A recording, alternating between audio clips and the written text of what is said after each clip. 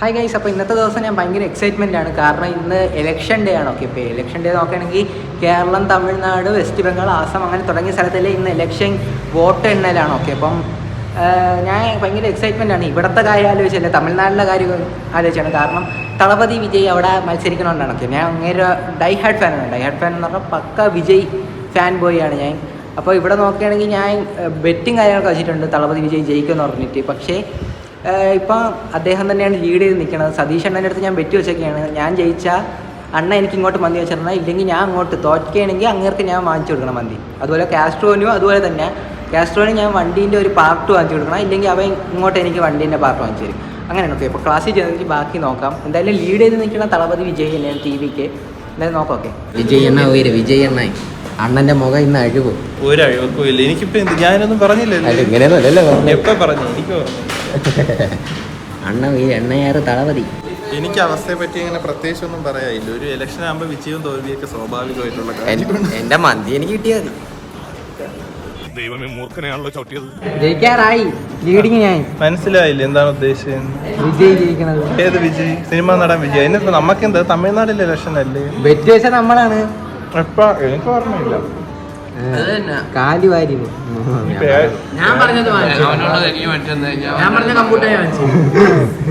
അണ്ണാ പറ.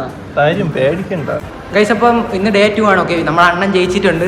എന്താണ് വൈഷ്ണവിന് പറയാനുള്ളത്? അയ്യോ, എനിക്ക് നല്ല അഭിപ്രായമുണ്ട്. പിന്നെ അത് മാത്രമല്ല, അണ്ണൻ്റെ ഒരു നല്ല ഇത് നോക്കണമെങ്കിൽ ആദ്യമൊക്കെ ലീഡിങ് ചെയ്തപ്പോൾ അണ്ണന് വെറുതെ ആയിരുന്നു. പിന്നെ ലീഡിങ് വന്നപ്പോൾ അത് അടിപൊളിയായിരുന്നു, സെറ്റായിരുന്നു. അപ്പോൾ ഗൈസ്, ഞാൻ എന്തായാലും നമ്മുടെ കോളേജിലുള്ള എല്ലാവർക്കും അല്ല, കുറച്ച് പേർക്ക് നമ്മളൊരു സന്തോഷത്തിന് വേണ്ടി മുട്ടായി വാങ്ങിച്ചിട്ടുണ്ട്.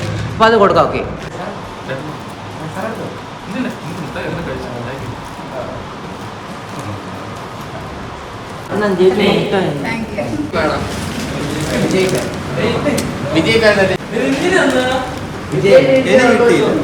ഒന്നേ ഉള്ളാണ്. അതൊക്കെ ഉണ്ട്. വിജയ് ജയിച്ചാതല്ലേ.